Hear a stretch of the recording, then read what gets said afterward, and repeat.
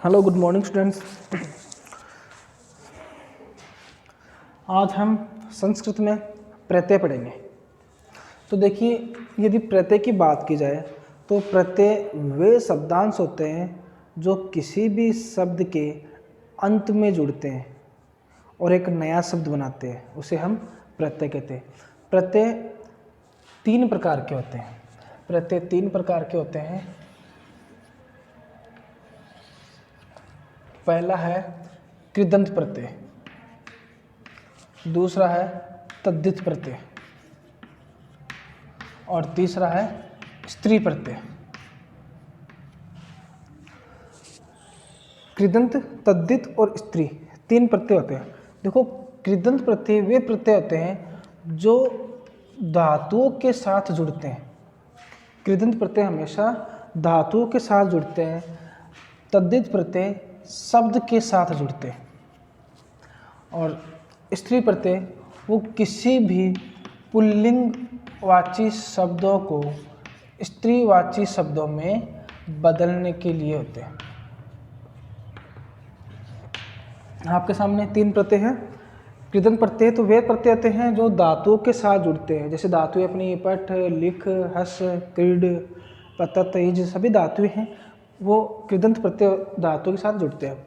और शब्द कोई भी हो सकते हैं, तो तद्धित प्रत्यय शब्दों के साथ जुड़ते हैं। और स्त्री प्रत्यय किसी भी पुल्लिंगवाची शब्दों को स्त्रीवाची बनाने के लिए हम स्त्री प्रत्यय को काम में लेते हैं। तो अब देखिए, कृदंत प्रत्यय कौन से होते हैं, तद्धित प्रत्यय कौन से होते हैं और स्त्री प्रत्यय कौन से होते हैं। तो सबसे पहले हम कृदंत प्रत्यय पढ़ेंगे। देखिए, कृदंत प्रत्यय में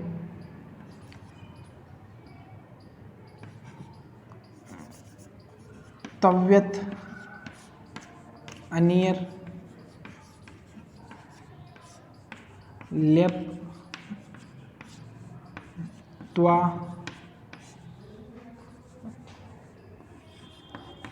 सत्री, सानच,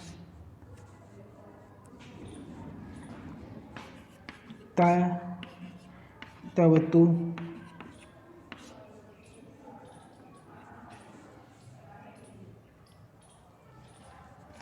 ये प्रत्यय होते हैं कृदंत प्रत्यय। अब देखिए, 10th क्लास में बात हम अब 10th क्लास ही करें तो 10th क्लास में अभी कुछ सिलेबस चेंज किया है। उस सिलेबस में सत्री और सानच कृदंत प्रत्यय की बात कर रहे हैं हम। कृदंत प्रत्यय में 10th क्लास में सत्री और सानच सिर्फ दो ही प्रत्यय चलेंगे। अल्हम्दुलिल्लाह, शुक्र।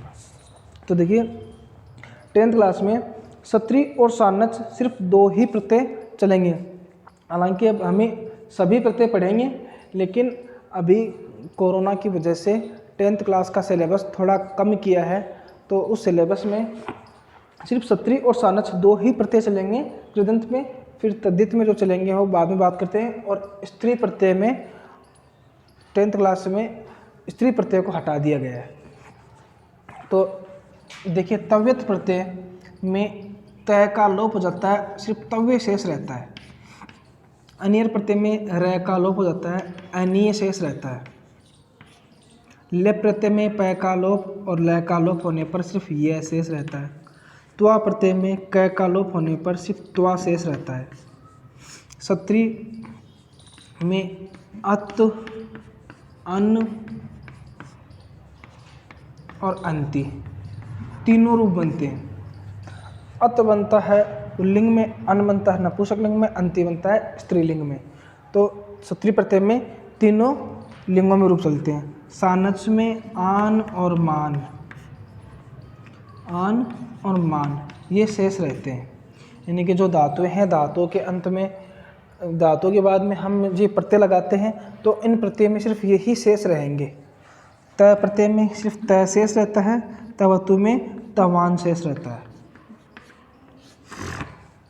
अब देखिए, सबसे पहले हम तव्यत प्रत्यय पढ़ते हैं। तव्यत का तव्य शेष रहेगा। अब देखिए, तव्यत प्रत्यय की बात करें तो यदि एक एग्जाम्पल लेते, जैसे पठ एग्जाम्पल लिया और इसमें तव्यत प्रत्यय मिलाते हैं तो क्या बनता है। तो देखिए पठ धातु है, इसमें ई का आगम करते हैं। जैसे ये पठ धातु है, हम इसमें ई का आगम करेंगे, ई का आगम करेंगे और तव्यत में तय का लोप हो जाता है तो अंत में तव्य बचता है, तो ये तव्य बच जाएगा। तो अपना रूप क्या बन गया, पठितव्य।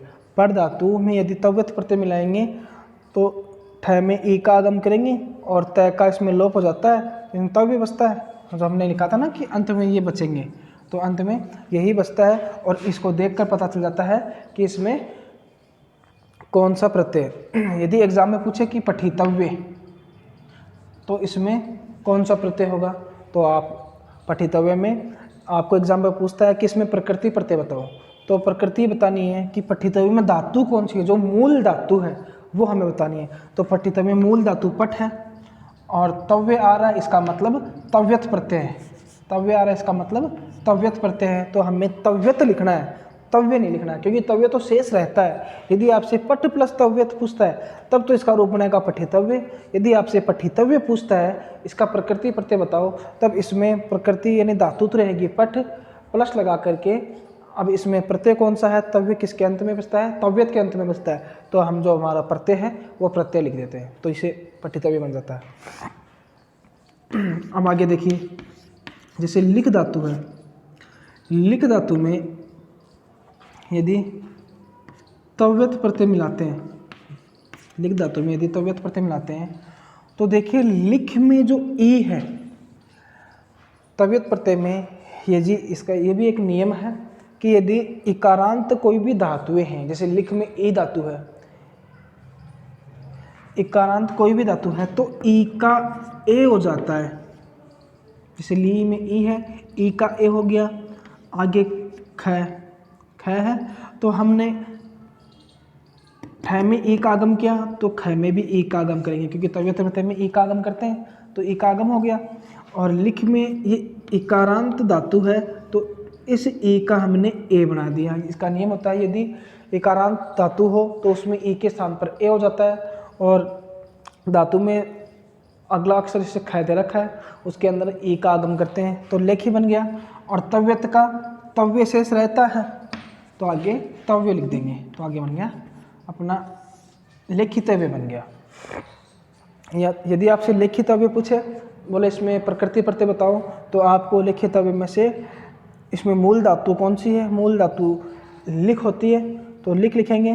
तव्यत कौन सा प्रत्यय है, यानी तव्य किस में बसता है, तव्यत में बसता है, तो तव्यत हम प्रत्यय लिखेंगे। तो लिख प्लस तव्यत, ये तो इसका प्रकृति प्रत्यय हो जाएगा। और यदि हमें पूरा शब्द बनाना है तो लेखितव्य बन जाएगा। यदि ये पूछे तो आपको ये लिखना है, ये पूछे तो ये लिखना है। अब देखिए एक दृश्य धातु होती है, यदि इसमें हम तव्यत प्रत्यय का प्रयोग करेंगे तो कैसे होगा। तो देखिए द्रि में जो री है इसका तो रै हो जाता है, और स के बाद में यदि तय आ रहा है तो इस स के यानी तालव्य स के स्थान पर मूर्धन्य स हो जाता है और तय के स्थान पर ट हो जाता है, क्योंकि मूर्धन्य स के बाद में हमेशा ट वर्ण ही आता है। ट वर्ण, ट वर्ग आता है। ट वर्ग में जैसे ट भी आ सकता है, ठ भी आ सकता है, ड भी आ सकता है। तो ये पहला वर्ण है त वर्ग का, तो इसलिए ट वर्ग का भी पहला वर्ण आएगा, तो दृश्य बन गया, दृष्ट बन गया। आगे हम तव्यत का तव्य बनता है, तो तव्य में तय का तो लोप कर दिया, तय के स्थान पर ट लिख दिया, तो आगे वे बच गया, तो ये बन गया दृष्टव्य। एक बार फिर से देख लीजिए आप, दृश्य धातु है जिसका मतलब होता है देखना, इसमें तव्यत प्रत्यय मिलाएंगे तो द्रि में जो री है इसके स्थान पर तो र हो जाएगा, तो ये बन गया द्र। स के बाद में तव्यत बच रहा है तो स के स्थान पर हम मूर्धन्य स करते हैं, तो मूर्धन्य स होने के कारण तय के स्थान पर ट अपने आप हो जाता है नियम के कारण, और आगे वे बचा तो वे लिख देंगे, तो इसलिए ये द्रष्टव्य बन गया।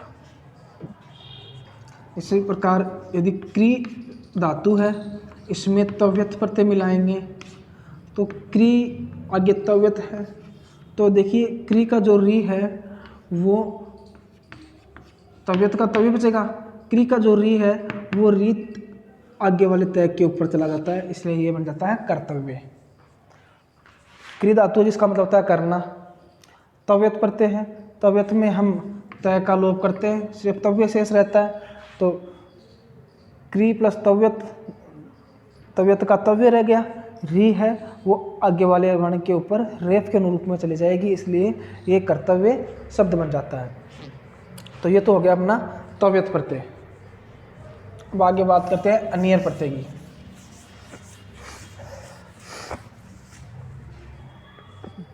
देखिए अनियर प्रत्यय में सिर्फ अनीय शेष रहता है। यदि कोई भी धातु है, जैसे पठ धातु है, इसमें हम अनियर प्रत्यय का प्रयोग करेंगे तो क्या बनता है, अनियर में रह का लोप हो जाता है, नहीं सिर्फ अनिय बचता है। तो अपनी धातु है पठ, ठ हलंत है, ए मिलने पर ठ पूरा, आगे नीय है तो नीय उतार दो, पठनीय। लिख धातु है, इसमें अनियर प्रत्यय मिलाएंगे तो क्या बनता है, देखो लिख में जो ली है उस ई के स्थान पर इसमें भी ए हो जाता है। इसमें ई का आगम नहीं होगा, लेकिन जो इकारांत धातु है उसमें ई के स्थान पर ए हो जाता है।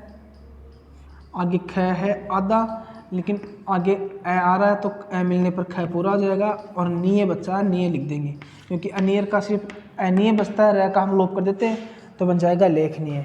इसी तरीके से हस का हसनीय, पठ का पठनीय, लिख का लेखनीय, सभी रूप बन जाएंगे। अब आगे बात करते हैं हम लेप की। देखिए लेप की बात करते हैं तो लेप में सिर्फ ये शेष रहता है, लेप में ये शेष रहता है, क्योंकि प का भी लोप हो जाता है और ये का भी लोप हो जाता है, ल का भी लोप हो जाता है, सिर्फ ये शेष रहता है। जैसे पठ धातु है और इसमें यह प्रत्यय मिलाएंगे हम, तो देखिए पठ धातु है तो इसमें हम आ का आगम करते हैं, पा हो गया, ठ आधा है, आधा आगा, आगे लेप का यह बचता है, पठ प्लस लेप है, लेप का यह बचता है, तो ये पाठ्य बन जाएगा। यदि लिख धातु है, इसमें लेप का प्रत्यय, लेप प्रत्यय जोड़ेंगे तो क्या बनता है, ली में जो ई है ई के स्थान पर ए हो जाएगा, ख आधा है आधा रहेगा, लेप के इसका लोप होने पर यह बच जाता है तो लेख्य बन जाता है। तो इसी प्रकार लेप का प्रयोग हो जाएगा। आगे देखिए त्वा का प्रत्यय, त्वा का प्रयोग। त्वा में क का लोप होने पर सिर्फ त्वा शेष रहता है।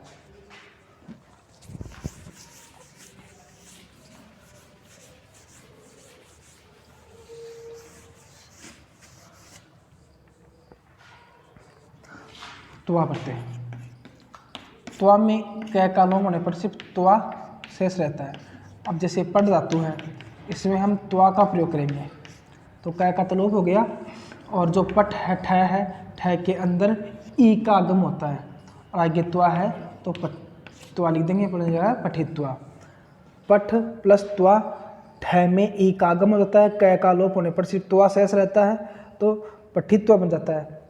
लिखो, लिख का बन जाएगा लिखित्वा। अब देखिए इसमें जो लिख धातु है और लिख धातु में यदि हम त्वा प्रत्यय जोड़ेंगे तो इसमें ई चेंज नहीं होगा, इसमें ई ही रहेगा, ए में नहीं बदलेगा, और ख में ई मिल जाएगा। जैसे ठ में ई का आगम हुआ तो ख में भी ई का आगम हो जाएगा, आगे क का लोप होने पर त्वा बच जाएगा तो लिखित्वा। पठित्वा, लिखित्वा, हस का हसित्वा। और एक दृश्य धातु होती है, यदि दृश्य का मतलब देखना होता है, इसमें हम त्वा का प्रयोग करेंगे तो द्रि, क का लोप होने पर त्वा बच गया, स के स्थान पर मूर्धन्य स, मूर्धन्य स होने पर त के स्थान पर अपने आप ही ट हो जाएगा, तो ये बन जाता है दृष्ट। सॉरी आगे वाह है तो वाह लिख देंगे, त आधा है तो ट के नीचे हलंत लगा देंगे तो बन जाएगा दृष्टवा। आगे सत्री। देखिए सत्री प्रत्यय जिसके अंत में अन, अत और अंति तीनों रूप बनते हैं, ये सत्री प्रत्यय है। सत्री का अत, अन, त हलंत है, न भी हलंत है, और अंति रूप बनता है। ये पुल्लिंग, ये नपुंसकलिंग, ये स्त्रीलिंग। तो देखिए जैसे पठ धातु है, यदि हम इसमें सत्री प्रत्यय का प्रयोग करेंगे तो देखिए पठ हो गया। अब सत्री का अत बनता है तो ए इसमें मिला देंगे कि ठह आधा है, ए इसमें मिला देंगे और तय आधा है तो आधा लिखेंगे तो बनेगा पठत। नपुंसक में बनाएंगे तो पठ तो है ही है, सत्री का अन रूप बनता है तो अन बन जाएगा नपुंसक लिंग में। स्त्रीलिंग बनाएंगे तो पठ तो है, अंति मिलने पर बन जाएगा पठंती। तो इसके तीनों रूप चलते हैं, पठत, पठन, पठंती, तीनों लिंगों में इसके रूप चलते हैं। लेकिन यदि आपसे पूछे पठ प्लस सत्री इसका प्रत्यय बनाओ तो इसका प्रकृति प्रत्यय इसका शब्द बनाओ तो क्या बनेगा, इसका ये शब्द बनेगा। यदि एग्जाम में आपसे पूछ लेता है पठ प्लस सत्री, एग्जाम में पूछ लिया पठ प्लस सत्री इसका रूप बनाओ तो इसका रूप बनेगा पठत। लेकिन यदि आपको ये पूछ ले पठन इसका प्रकृति प्रत्यय बताओ, इसका प्रकृति प्रत्यय बताएंगे तब इसका यही बनेगा पठ प्लस सत्री। इसका प्रकृति प्रत्यय पूछे तब भी इसका प्रकृति प्रत्यय ये बनेगा। पठत का पूछे तब भी इसका प्रकृति प्रत्यय ये पूछेगा। देखो तीनों जो आपके सामने लिखे हुए हैं पठत, पठन, पठंती, ध्यान रहे पठत में हलंत होना चाहिए, पठन में भी हलंत होना चाहिए, क्योंकि सत्री में तय में और नय में हलंत होगा और तीनों रूप बनते हैं। इन तीनों का यदि प्रकृति प्रत्यय पूछे तब तो आपको ये लिखना है, और सिर्फ पठ प्लस सत्री पूछे तब आपको पठत लिखना है। जैसे पूछ लिया हस प्लस सत्री तो आपको क्या करना है, अब हस लिख करके सत्री का सिर्फ अत बचता है तो अ इसमें मिल जाएगा और तय बच गया तो बन गया हसत। तो ये रूप आपको एग्जाम में लिखना है। यदि ये पूछे तब ये लिखना है, ये पूछे तो भी ये लिखना है, ये पूछे तो भी इसकी बात करें सॉरी, ये पूछे तो भी ये लिखना है, ये पूछे तो भी ये लिखना है, ये पूछे तो भी ये लिखना है। लेकिन ये पूछे तब सिर्फ आपको पठत लिखना है। हस प्लस सत्री पूछे तब आपको हसत लिखना है। हसन लिखे तो भी सही है, गलत नहीं है, ऐसी बात नहीं है, लेकिन हमें पुल्लिंग के रूप लिखने हैं।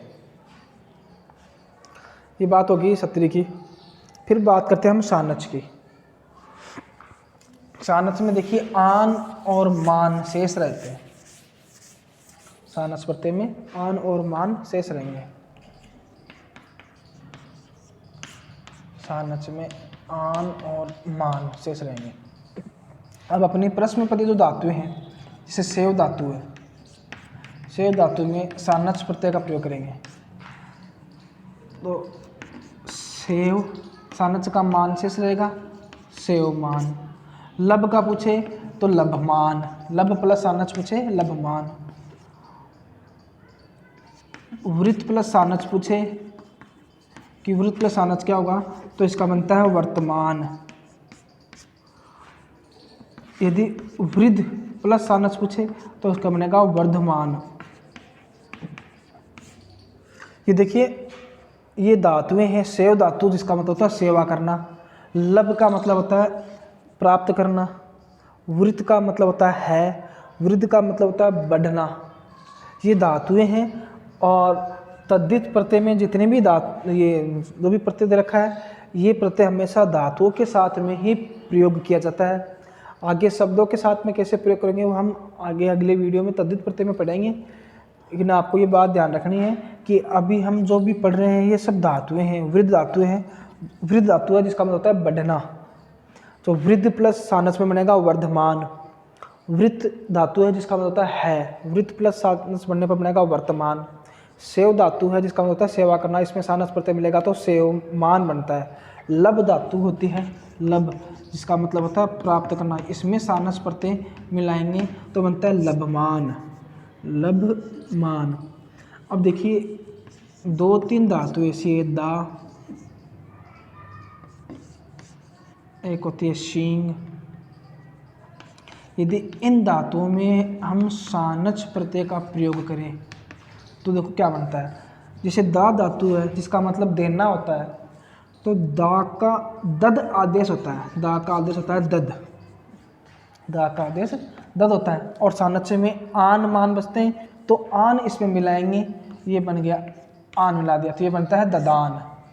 ऐसे ही शींग है, शींग में ng का लोप हो जाता है, सिर्फ शी बचता है। शी का मतलब होता है शयन करना, तो सी में सय हो गया, शयन करना, और आन सानच का आन बच गया, तो ये आन से मिलाएंगे तो बनेगा सयान। दा में सानच मिलाएंगे तो बनेगा ददान है। आगे हम संस्कृत है इसके कारण विसर्ग लगाते हैं, और शींग में सानच मिलाएंगे तो शयान है। ठीक है, तो ये आपका सानस प्रत्यय भी हो गया।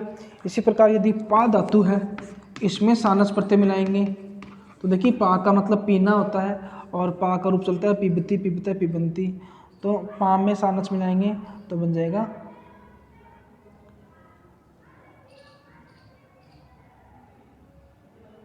नहीं सॉरी, पा में सानस प्रत्यय, क्योंकि पा जो धातु है वो आत्मनेपदी धातु है, इसलिए पा में सानस प्रत्यय नहीं बनेगा। जैसे पट धातु है, पट धातु में सानस प्रत्यय नहीं बनता है, हस धातु में सानस प्रत्यय नहीं बनता है, क्योंकि धातुएं भी अपने आत्मनेपदी और परस्मैपदी दो प्रकार की धातु होती हैं। तो इसमें जो परस्मैपदी धातु है वो बनेगी, और इनमें जो हमने पढ़ा था वो आत्मनेपदी धातु में बनेंगे। तो दोनों में धातुओं का अलग अलग प्रयोग होगा। फिर आगे तय प्रत्यय, तय प्रत्यय का सिर्फ तय ही बचता है। जैसे पट धातु है, इसमें हमने तय प्रत्यय का प्रयोग किया तो पैठ है, और तय का सिर्फ तय बचता है, पठत बनेगा, इसके नीचे हलंत नहीं आएगा।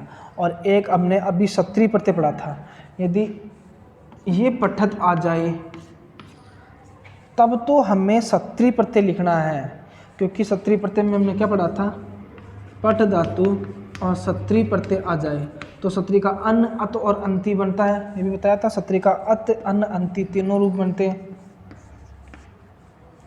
तो पैठ है, अत मिलाने पर पठत बनता है, लेकिन सत्री में हलंत लगता है। यदि हमने हलंत हटा दिया तो वो तय प्रत्यय हो जाएगा। देखिए दोनों में अंतर है, सत्री में और तय प्रत्यय में, दोनों के अंत में तय ही रहेगा, लेकिन सत्री में तय के नीचे हलंत आएगा और तय प्रत्यय में हलंत नहीं आता है। यदि ये पठत पूछे तब इसमें तय प्रत्यय होगा, क्योंकि पठ में तय मिलने पर इसका तो लोप हो जाता है और तय सीधा लिखने पर पठत बन जाता है। और सत्री प्रत्यय के अंदर तय का अत बनता है, अत में तय हलंत होता है, इसलिए ये पठत बन जाएगा। आगे देखिए तवतु प्रत्यय। अब तवतु प्रत्यय में तवान शेष रहता है, जैसे यहाँ पर लिख रहे हैं कि पट प्लस तवतु। अब देखिए तवतु का तवान शेष रहता है, तवतु का तवान शेष रहता है। हालांकि आपको एग्जाम में या पेपर में तवान नहीं मिलेगा, आपको सिर्फ पट प्लस तवतु ही मिलेगा। यदि आएगा तो हमें क्या करना है, पट है, ठ के अंदर हम ई का आगम करेंगे और तवतु का हमें तवान लिखना है, पठितवान बनता है, पठितवान। और मानवान हमने सानच में भी किया था, मानवान सानच में भी किया था, लेकिन उसके अंदर सिर्फ अंत में आन ही दिखाई देगा आपको, जैसे लबमान, सेवमान। लेकिन तवतु प्रत्यय में तवान दिखाई देगा, तवान। दोनों में थोड़ा सा अंतर है, उसमें मान या आन दिखाई देता है, जबकि तवतु प्रत्यय में सिर्फ तवान दिखाई देता है। तो दोनों में थोड़ा सा अंतर है। इसी तरीके से हस धातु आ जाए, इसके अंदर तवतु प्रत्यय मिलाएंगे तो क्या बन जाएगा, हसितवान, और न के नीचे अनंत आ जाएगा। अब एक धातु अपनी दृश्य धातु है, दृश्य धातु में यदि हम तवतु प्रत्यय मिलाएंगे, दृश्य धातु में तवतु प्रत्यय मिलाएंगे तो दय के नीचे रह जाएगा। वही बात तवतु का तवान जब शेष रहेगा तो श के स्थान पर मूर्धन्य श, तय के स्थान पर ट हो जाएगा, आगे वान है तो वान बन जाएगा। क्या बन जाएगा, दृष्टवान। ये आपका कृदंत प्रत्यय पूरा कंप्लीट हो चुका है।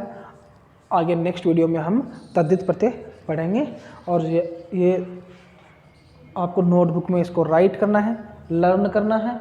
और ध्यान रहे 10th की एग्ज़ाम में सिर्फ सत्री और सानच 2 प्रत्यय ही आपके सिलेबस में दिए हुए हैं, क्योंकि अभी सिलेबस थोड़ा चेंज किया है, थोड़ा कम किया है, एग्ज़ाम थोड़ा नज़दीक आने वाली है, इस वजह से सिलेबस कम करने के कारण प्रत्यय के अंदर सिर्फ सत्री और सानस प्रत्यय दिया है कृदंत प्रत्यय में। बाकी हम अगले वीडियो में तद्धित प्रत्यय में बात करेंगे कौन कौन से हैं। धन्यवाद।